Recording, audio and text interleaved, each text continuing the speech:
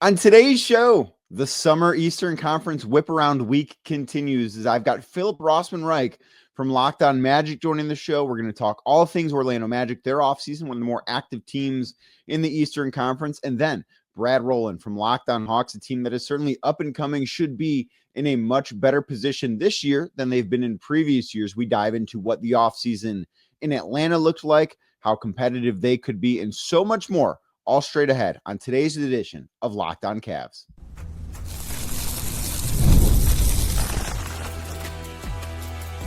You are Locked On Cavs, your daily Cleveland Cavaliers podcast. Part of the Locked On Podcast Network, your team every day. What's up, everybody? My name is Danny Cunningham, and before we get started, I just want to say thank you to you for making Locked On Cavs your first listen today and every day. You can find the show anywhere you get your podcasts, Apple, Spotify, or anywhere else. Make sure to drop us a 5-star rating as we get started here. Leave a nice review if you feel so inclined, and make sure you're subscribed, Apple, Spotify, or anywhere else. And if you're watching the show on YouTube as we begin, do me a favor, subscribe to the channel. That is the best way you can help grow this channel. Hit that thumbs up button and hit that notification bell so you don't miss the latest Locked On Cavs content every single time it comes out. Of course, we are a proud part of the Locked On Podcast Network, your team every day. And today's episode brought to you by FanDuel. Football season right around the corner. So visit the FanDuel app today and start planning your futures bets right now. On today's show, the Eastern Conference whip around continues. Philip Rossman-Reich from the Orlando Magic podcast, Locked On Magic, very aptly named, sits down with me. We talk a lot about what the Orlando Magic did this summer in acquiring Desmond Bain, what their progression looks like, as they should be a team poised to rise up the Eastern Conference standings this year. So we talk about that in the first part of this episode. And then second part of the episode, Brad Rowland from Locked On Hawks joins the show as we talk about their acquisition down in Atlanta of Kristaps Porziņģis, Nickeil Alexander-Walker, how the team is built around Trae Young, whether we think Trae Young is going to be extended by the Hawks this summer or not. All of that is covered in today's episode. Going to continue these throughout this week, but I do think that Atlanta and Orlando have a lot of similarities with what the offseason has been like for those two teams. So I wanted to group those together. Tomorrow, going to have John Corrales of Locked On Celtics and Tony East of Locked On Pacers, two teams that were, of course, at or near the top of the East last year, but had their superstar go down with the torn Achilles. A lot of similarities there, so that'll be on tomorrow's episode. And this week, we'll continue on with all the teams that made the playoffs or we expect to make the playoffs in the Eastern Conference this upcoming season. So without further ado, here's my conversation with Philip Rossman-Reich. And now joining the show, Philip Rossman-Reich does a great job for us at Locked On covering the Orlando Magic, who I think it's fair to say made one of the bigger splashes this offseason in acquiring Desmond Bain from the Memphis Grizzlies. They are a team that was a playoff team a couple years ago, as you probably know, having lost to the Cavs in 7 games in the first round, had a lot of injuries that set them back last year, but still put up, I thought, a pretty noble fight in the first round after getting through the play-in last year, losing to the Boston Celtics. And now the Magic might be a team that is poised to climb up the Eastern Conference standings. So as we get into that, Philip, what's been going on in Orlando this summer, man? It has been ridiculously hot. That's the big news. Epic Universe opened. I don't know if we're allowed to say that, but we got a new theme park and it's very, very good. That's the big news in Orlando. Well, I'm glad that it's been very hot. It's been similar. It feels like Northeast Ohio has turned into Florida because it's rained almost every day and been incredibly humid. But yeah, so I totally get that. We don't have new theme parks, though. Cedar Point has a few new rides, which I've not been to, but I hear are tall and fast and can be scary if you're into that sort of thing. But so the Magic acquired Desmond Bain, as I mentioned, which I think is probably fair to say was the splashiest move in the Eastern Conference. I think Miles Turner going to Milwaukee probably raised a few more eyebrows just because it's like, oh, the Pacers are losing him and the Bucks are doing what to get him. But how do you think that adding Desmond Bain to Orlando makes things different and I would assume better offensively for the Magic? Yeah, it's just adding another quality shooter because the Magic, thought they were adding one last year and didn't really work out. Kentavious Caldwell-Pope ended up shooting 34% from 3 and was a non-factor in the playoffs. And, I wasn't necessarily like a bad culture fit. Like his defense was still solid, just didn't mesh well with the offense. And like the injuries probably had something to do with it, but he wasn't with all the injuries and everything that happened with the team last year, he wasn't the player that they needed. So I think Orlando looked at their roster and said, we need more guys who can hit open shots. Because if we're going to get open shots, and they were like middle of the pack in creating open shots, but if we're going to create open shots, we can't be the worst shooting team of the last decade, which they were last year. They were essentially the worst, like one of the 2 worst shooting teams of the last 10 years in the NBA. My favorite stat is they went 27-10 when they shot just 33% from 3. But like 33% is still the worst 3-point shooting in the league last year. So like they didn't need much, but they were like, we not only need another 3-point shooter, we need a volume 3-point shooter, someone who's going to get a bunch up, and someone who's going to be able to give us something else offensively, be able to attack a little bit and kind of fit this amorphous, everybody does everything kind of offense that the Magic are trying to run. So, we looked at, if you looked at some of the options, if you go back and listen to like our Locked On mock draft, I made a trade for Anthony Simons. We thought they'd go kind of risk some of their defense to get that kind of a shooter and scorer. They ended up going after a guy that is committed to defense. Like Desmond Bain may not be an all defensive team player, but he isn't going to take away from your defense. And so it felt like not only a move that addressed such a key offensive need for the Magic, but someone who fit their culture really, really well. And that's, I think, why so many people are so in on this Magic team heading into the season.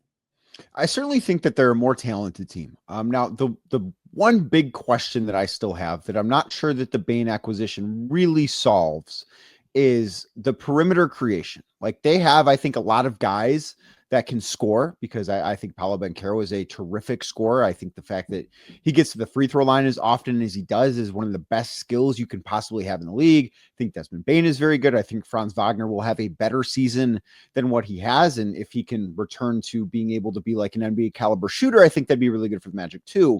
But I look at them as a team that almost still, I think, needs the straw that still stirs the drink. Do they have somebody, and maybe they're counting on Anthony Black to really develop quickly and take over that role? I know that they have Tyus Jones. I think that the idea of Tyus is probably a little bit better than the actuality of Tyus, but where do you come out on all that stuff? Yeah, I don't know if I'd necessarily call it the straw that stirs the drink, because I thought, like the whole Reggie Jackson thing kind of insists on having like that star player, and like Paolo is that star. Like he is the guy that kind of everyone orbits around and everything kind of grows off of him. But I do agree that the biggest thing that could derail the Magic is just that guy that like ties it all together, that connects all the pieces together. Like Paolo Banchero, like the criticism on him is he is this gifted scorer, can get to the line. Like he's a willing passer. It's not like he's a bad passer or anything, but he is still learning how to manage a game, how to be the star. He's, it's just 3 years into his career. It's his 4th year coming up. He's still learning how to kind of be that centerpiece player. And there's always hiccups in that. And he can be an inefficient shooter. Some of that is he just doesn't trust his teammates to make shots, which last year was a very fair assumption. But like Franz Wagner is still coming into his own as a main creator and a star. Jalen Suggs was thought he could be a kind of point guard type player, and he's nominally the point guard again, but he isn't a high assist player. And I think the Magic prefer him in an off ball role. So I do think the big thing that could derail the Magic is they're essentially playing point guard by committee. Like I've joked with people that they're moneyballing the point guard position between Paolo, Franz, and Desmond Bain.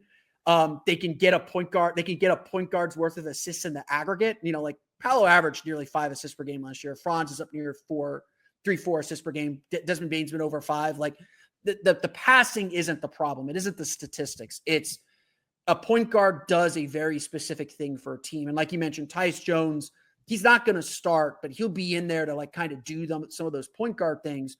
But the Magic really don't have anyone that has that experience of, this is how we manage a game. This is how we calm everybody down. This is how, these intangible things that point guards do. And that could be something that prevents them from being a better offensive team. Like, again, like the Magic should be better on offense. Like, I think this is the year the streak ends. The Magic haven't had an offense outside the bottom 10 in the league since 2012.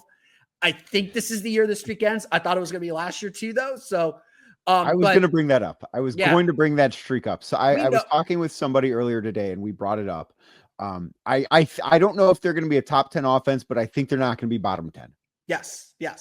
But like, eventually they want to win championships. They want to be in that conversation. Their payroll certainly suggests they'll be in that conversation, or they should be in that conversation. And to get there, you've got to be a lot better on offense than this Magic team has shown itself able to be consistently. So, I think the point guard question, and that's what it is. It's a point guard question. I think the point guard question is still a big one this team has to answer, but they seem very comfortable with what their plans are for the foreseeable future. So there are a few more things I want to get to, but I do want to ask a small follow-up question to something you said, because you called it moneyballing the point guard position, which I love. One, great movie, great pool. But two, can it really be moneyballing a position when the three guys you mentioned are going to combine to make $90 million next year, which is far and away more money than any Oakland Athletics team ever, I think, as a full 26-man roster. Can that really be moneyballing? That's probably more than the Athletics paid in total salary for like the 3 years that movie is covering. After the 3 years after Jason Giambi left. No, I mean, like, that's a fair point, but like the concept is what I'm going after, is like, this is like again, like everybody says the Magic need a point guard. The Magic need a point guard. They need, they need this thing. And it's just like, well, the approach is just going to be like, Paolo, we don't want to take the ball out of Paolo's hands. Like I've said to people, like, every team wants Derek White. The Magic need a Derek White type point guard, and maybe Jalen Suggs becomes that. They bring someone who brings the ball up, initiates the offense, and then it kind of goes where it goes. But the Magic are kind of trying, the theory of the Magic's case, so to speak, is that they want everyone who can do everything. Like, they want to switch all 5 positions on defense. They want, Paolo Banchero, a 6'10" forward, to be their leading assister. They want Franz to be able to make plays off the dribble. They want, their guards to set picks. They want everyone to do everything. And I think that's kind of the theory of the case. And the Magic are going to have to prove whether that can lead to wins at the level they're looking to win at. More with Philip Rossman-Reich in a second, but first, got to tell you that today's show, brought to you by FanDuel, and August 26th is rapidly approaching, and more importantly, that date is officially FanDuel Futures Day. It's a brand new holiday for football fans who live for bold predictions and preseason hunches. For just 24 hours, again, August 26th, FanDuel giving you deals on NFL season predictions. So whether you're calling your shot for MVP, you think there's a long shot division winner out there, I don't think it's the Browns, but Joe Flacco going to be the starter, so maybe he's got a little bit of magic left in that arm. Or if you're ready to crown your Super Bowl champ before week 1 even kicks off, August 26th is your moment. As far as the Super Bowl goes, we've got 3 teams in the NFL that are all co-favorites: Baltimore, Buffalo, Philly. Right behind them is Kansas City. I'm not going to bet against Kansas City. I'm going to bet on Kansas City. They're plus 800 to win the Super Bowl in February. I think that is where my money would go, but maybe you feel differently. And on August 26th, FanDuel Futures Day, you can certainly put your money where your mouth is. So visit the FanDuel app today, or go to FanDuel.com. That is FanDuel.com, and start planning your futures bets right now, because Futures Day is one day and one day only. FanDuel, play your game. So as this offseason and really, I guess, end of the postseason went on, I think the Magic just naturally rose up even before the trade for Desmond Bain. I think they naturally rose up some power rankings because Tyrese Halliburton not going to play this year. Indiana, of course, going to fall down a bit. I made a bold prediction on another podcast I recently recorded. Don't know if it's out yet or not, but I made the bold prediction the Indiana Pacers will not be back in the finals next year. I know I'm really going out on a limb there. Jason Tatum, obviously not going to play at least most of this season because of his own torn Achilles. The Milwaukee Bucks look different. Just so many teams that were above the Magic naturally took a step back because of injuries. So they rose up the power rankings that way. They trade for Desmond Bain. They are a team that I think a lot of people, when they talk about the East being wide open, I think they're talking about teams like Orlando having a chance. And like right now, I sort of have them in this second tier in the East by themselves behind Cleveland and New York. And I ask you, what do you think the ceiling for this team is? Yeah, I think some of this too is, and you would know this, having seen the Magic face the Cavs in the 2024 playoffs. People forget how good the Magic were already are. Like, I think that's part of this equation too, is that, the Magic kind of got forgotten throughout last season because they were just dealing with so many injuries. Jalen Suggs played only 36 games. The last game he played was January 25th. So he hasn't played in 8 months now. Paolo Banchero missed 2 months with the oblique injury. Franz Wagner missed 20 games. Mo Wagner has been out since December 23rd. And again, I don't expect him back until around Christmas from his torn ACL. Those are the 4 top scorers on the team. So the Magic were missing a lot of key players, and it took them a long time to kind of find their footing again. And they rallied really hard to finish the season and started to look more like themselves. And obviously they didn't have enough in the playoffs. Their offense just wasn't good enough to handle a championship level team like the Celtics. And I know the Celtics lost in the second round, but that was a championship level team last year. I think we can all agree on that. Yeah. So I think that the Magic, they're not like I think it's really easy for those who don't watch the NBA super closely think like the Magic are a 7 seed who pushed all their chips in because the window was open or the door was left wide open by all these injuries. The Magic I think the Magic, when they honestly look at their season, would say, well, if we were healthy, we may not have been competing for the top 3 seeds. Like Cleveland, New York, Boston probably had those on lockdown. But even with some of our injuries, we very easily could have been in that 4, 5, 6 race with Detroit, Milwaukee, and whoever else was the Pacers and Indiana. Yeah. Like I think the Magic feel like they are on that level. And so to me, the Desmond Bain trade was more of a statement of we're trying to win bigger now. And the Magic will say we would have done this regardless of the injuries in the East. I do take them at that word because, of course, Paolo Banchero signed his extension this summer. Franz Wagner's extension kicks in. Just salary cap wise, they wouldn't be able to do the moves that they made at next season. Like they had no more time to wait. This was the time to push those chips. And in fact, the Desmond Bain trade would not have been legal after the salary cap flipped over after July 1st. They had to do it as early as they did for salary cap reasons.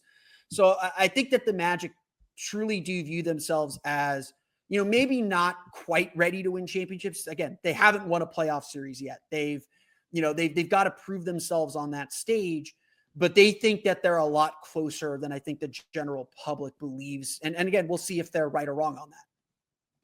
Yeah. And I do think to your point, the trade for Desmond Bain was made prior to Tyrese Halliburton tearing his Achilles, and like the Eastern Conference at the time of the trade looked different than it does right now. So I do think to your point, like that was not, and I think that there's something to you should operate the way that is best for your team, regardless of what happens elsewhere. Like I think that your move should be what is best for your franchise. You can't be thinking about who's available, who's not available, at least in the off season, as far as other franchises, other organizations go. I will get you out of here with this because the Magic did, by comparison to, I think, a lot of the rest of the Eastern Conference, they had an eventful offseason. I don't think you can say the same about the Cavs, the Knicks. The Atlanta Hawks are probably a team that I look at on the same tier in terms of just they did a lot of different things. But if you were running the Magic, is there one thing that they didn't do that you think they should have, or that they tried to do and couldn't get done? I don't think so.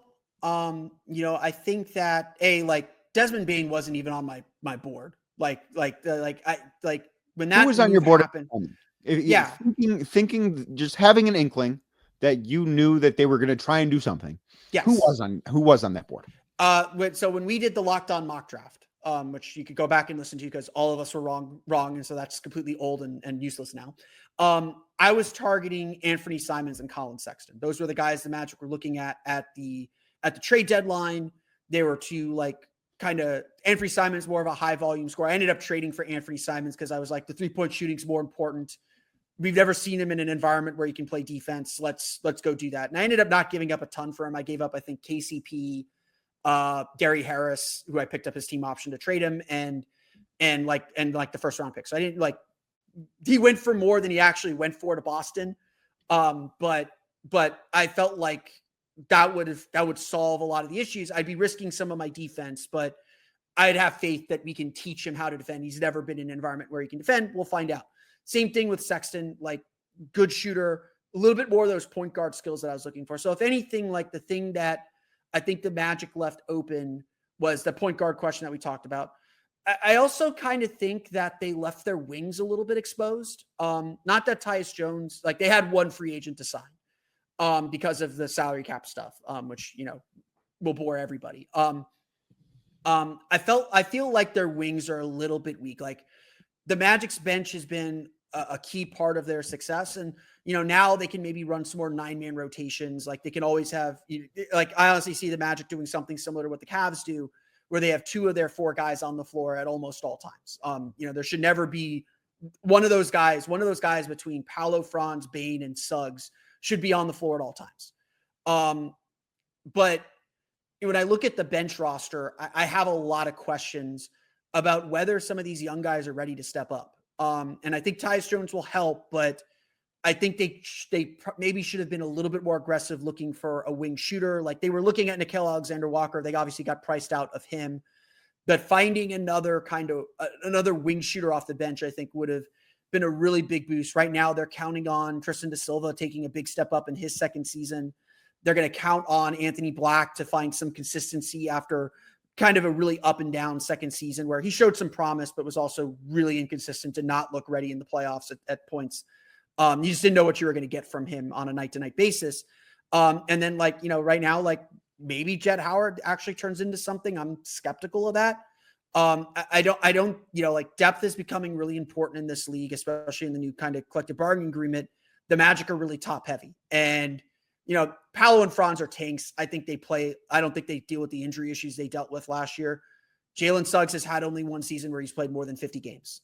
Desmond Bain's had some on and off injury issues. So I think there's still a chance that injuries could derail some things and leave them back in a hole offensively that they just don't have the personnel to climb out of. Well, we will find out in due time, Philip. Thank you so much for taking the time to do this and continue to enjoy that lovely Florida heat. Thank you. I appreciate that.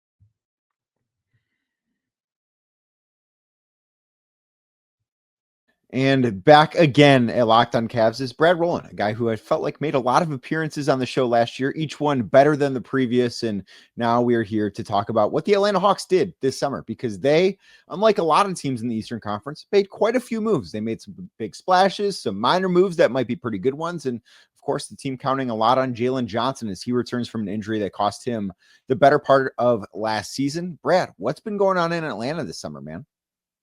Yeah, like you said, it's been pretty busy. It all happened really early in the offseason as well. So it's like Hawks fans have forgotten how busy they were. Like you get the usual complaints, like, why aren't they doing anything? I'm like, well, they already did a lot, guys. They've actually been quite busy. And honestly, they're as interesting, as intriguing as they've been in a long time. Yeah, I really think that they are. I think that the first move they made was to trade for Kristaps Porziņģis, obviously. Not having to send out too much to get him. I think that the idea of Kristaps is awesome. We'll see how many games he plays. Like that is just always going to be the question with him, because I do think that he is, and please, I would love your thoughts on this, but like I look at him as somebody that when available is kind of the perfect pick and roll, pick and pop partner for somebody like Trae Young, and certainly a big that I don't think Trae has had somebody that style of throughout his career so far in Atlanta. And I would just I look at that and say, if those guys are together frequently, I think they'll be really good. I just have my doubts about how frequent they're both going to be on the floor, mostly because of Kristaps. Yeah, I mean, basically, Porziņģis is unique, honestly, for the league. There's only a handful of guys who play anything like him, and none of them have played for the Hawks, to your point. So he's a very different player. I've called him a ceiling raiser for the Hawks more than anything else. Like, he's not really a floor raiser. I mean, when he's playing, he is, because of just the space he provides. But because of what you just said, the well-documented lack of durability, he's averaged 50.1 games per season in his career. And last year, he didn't finish the season, all those things. But because of the price they paid, which was very, very modest, they could, I think, look themselves in the mirror and say, we have to do this. Even if he were to play 30 games, which is obviously they want more than that, it would still be reasonable for the price they paid to give it a chance, to give him a ceiling raising opportunity at that cost and without a long-term commitment. I mean, in some ways it could be a negative that he's not signed long-term, but if you're trying to look at it as like a test period, it's great that he's not signed long-term. If it doesn't work, you just move on or whatever. So everybody's excited about it locally. He does everything. I mean, honestly, makes life easier for literally everyone on the roster. When you can play 5 out the way that you can with him playing center, it just makes everybody's life easier, and he gives them the size and the shooting and all those things. Well, and even to the shot blocking on the interior, Yeah. something that he is, when healthy, of course, is very, very good at. And I do think that adds another dimension to the Hawks defense. And of course, what they have on the perimeter in terms of the wings that they have, adding another one in Nickeil Alexander-Walker. I think it's fair to say a lot of is expected of Jalen Johnson this year. So as far as the Alexander-Walker addition goes, because I look at the two big moves that Atlanta made this summer, and I thought, because of how early the Porziņģis move happened, felt like a bigger splash. But I look at the sign and trade acquisition of Nickeil Alexander-Walker, and I think that is the move right there that really does make the Hawks a much better team. Because one, I think you could probably count on him a little bit more to be available. And two, he just plays such a preeminent position in the NBA right now. Yeah, I mean, Alexander Walker isn't famous in the way Porziņģis is. But really, when you look at it, the Hawks got two of the better players that changed teams this summer. I mean, not that many guys change teams if you look at it. I mean, there's some high-profile trades, of course, and all of that. But as far as it was a pretty interesting combination. And Alexander Walker is a role player, but I love role players, so I'm saying that in a very nice way. Like I think the way that he defends, the way he shot the ball the last couple seasons, he's been very durable. To your point earlier, they have there's some overlap between him and Dyson Daniels, which isn't a bad thing. They could put out some, absolutely terrorizing lineups defensively if they want to. He gives them some ball handling. And the Hawks are just looking at this basically like they have 7 starters. Like they had their 5 from last year. They add 2 without losing anybody from this year. And the extra depth and versatility of guys like Alexander Walker and Daniels and Johnson and Reese Shea, who could all play those multiple positions. So they're trying to add defense around Trae Young. They have been for a long time. And also bringing in shooting with both these guys. Alexander Walker to a lesser extent than Porziņģis, but he's made shots the last 2 years too, which definitely helps. Do you think that on paper, and of course we won't see what this team looks like for, 8 weeks, 9 weeks at this point, like it's going to be a long time before we actually see what the Hawks look like in a real game that actually matters to any extent. But do you think on paper, this is the best roster or the best fitting roster that the Hawks have had around Trae Young? It's interesting. I mean, the other contender would be the team that made the conference finals. Sure. And look, I won't debate that team again on this podcast. That was a good team. There was a lot of offensive talent in particular. And I think Clint Capella in 2021 was very, very, very good in a way that people have kind of forgotten a half decade later. But if you were to assume, and neither one of us are going to do this, if you were going to assume Porziņģis was playing most of the time, I would say this is the best roster they've had, which says Trae Young. Will it be the best team they've had? That's a big TBD. They got scalding hot that year. Everyone knows the playoff run, but even from basically January on, they were playing at a 55-win level. And they were playing at that level. And that's the only time in this entire run they've had a team play like that. So this roster with Porziņģis is probably better for me, but because of the uncertainty there, I could kind of take it or leave it on both sides of that. That's not a sexy answer, but it's certainly the most talented top 7 they've had. I do think they are more talented than that team. Of course, we have to see it on the floor, though. Like that is the one thing they might not play well together. And that is something that you do have to think about as a possibility with any team. And as I look at them, I think that they are in the same bucket as Orlando. And I kind of think that maybe Detroit is in that bucket. I think it's close, but they're a team that should expect, at least in my opinion, and I would imagine you feel this way, but they should be expecting to at least fight for home court advantage, if not be a top 3, top 4 seed in the Eastern Conference. So I'm curious from your perspective, how do you view the ceiling of this Atlanta Hawks team? Yeah, I think realistically, as open as the East is beyond the team that we are talking, the team that you cover, which of course has their own playoff questions, right. It is very wide open. I think that all the teams that you just mentioned, Pistons, Hawks, Magic, can all realistically say, why can't we be third at least in the East? I mean, the Knicks are kind of like the penciled in number 2 team after last season. And that makes some sense. But even then, I don't think the Knicks are like an unassailable 55-win team for sure either. So, I mean, the battle for home court, I think all 3 of those teams should go into the season. The Hawks, I feel that same way about basically saying, look, top 6 is the only thing that's acceptable this season. No play-in. That's not a thing anymore for the Hawks in the way that it was reasonable to be previously. Ceiling-wise, I think 50-ish wins, low 50s is a pretty reasonable high-end outcome. I'm not saying that you project that, but that's a very reasonable ceiling outcome for them if everything goes well. And look, ceiling-wise, again, we're using the word ceiling, conference finals appearance. I mean, that's not an unreasonable thing. I'd pick the Knicks for more wins than the Hawks. But aside from them and the Cavs, like they have as good an argument as any for that number 3 spot in the Eastern Conference, which means if your ceiling is that, your ceiling is at minimum a Final Four appearance. Yeah, I think that's a totally fair thing. And then I want to ask you on the other end, how do you view their floor? Realistically, their floor is probably being in the play-in again.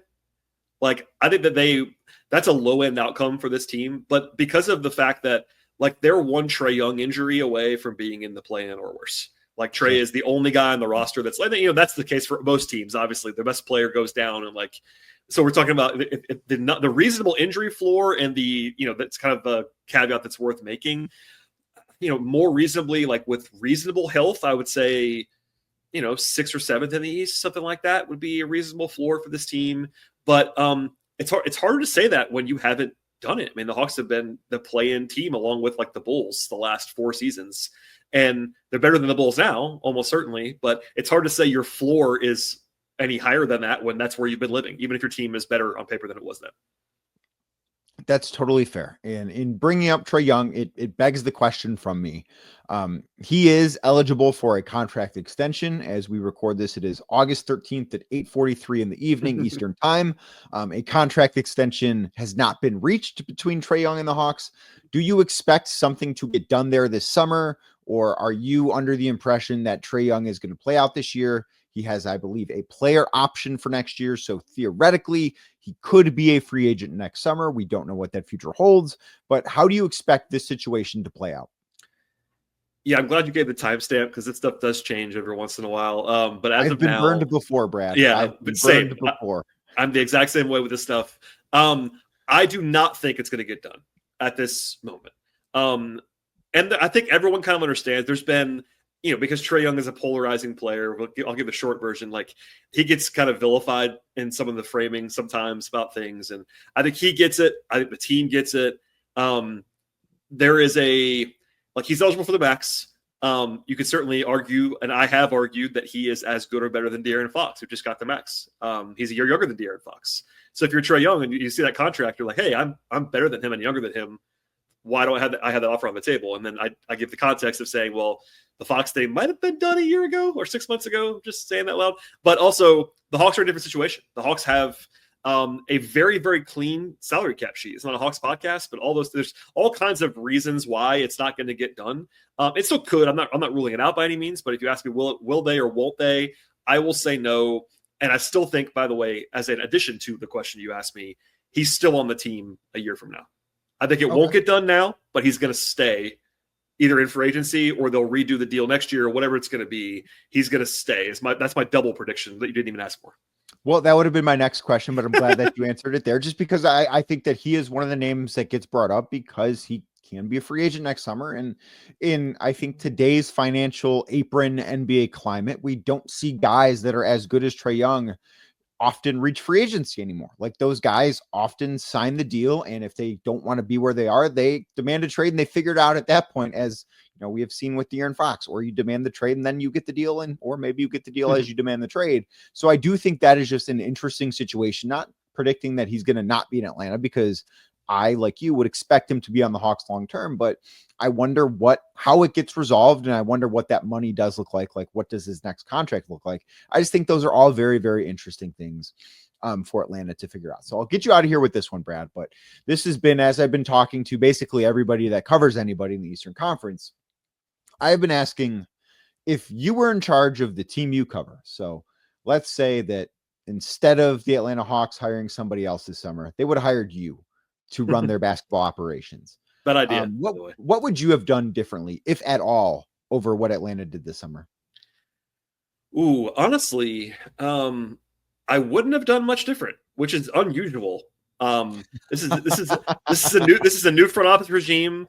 I'm not saying that Ansi Saleh, the new GM, is going to bat 1,000, but I think he kind of did this summer from what I would have wanted to do.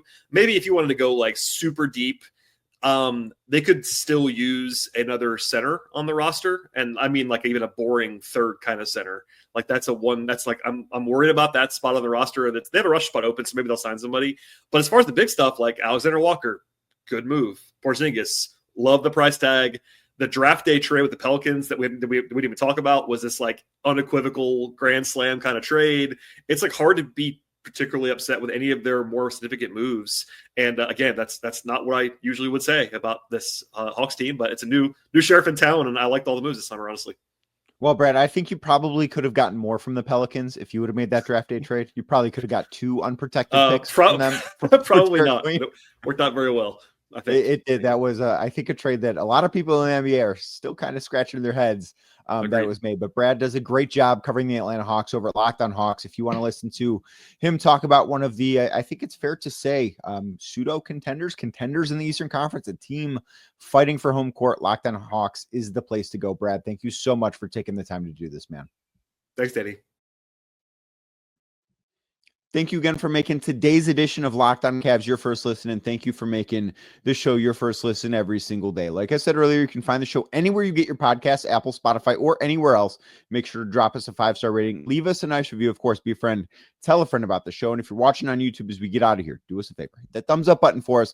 Click subscribe. Hit that notification bell. Big thanks to Philip Rossman-Reich. Big thanks to Brad Rowland. Very much appreciate them taking the time to join the show, talk about what their teams have done this summer. Again, tomorrow's episode going to be John Corrales from Locked On Celtics and Tony East from Locked On Pacers. We'll talk about the 2 teams that had finals aspirations or championship aspirations, but had their best player go down with the torn Achilles. So that is straight ahead right here on tomorrow's edition of Locked On Cavs. But thank you for making this show your first listen, and I will be back tomorrow with those 2 talking more about the Cavs.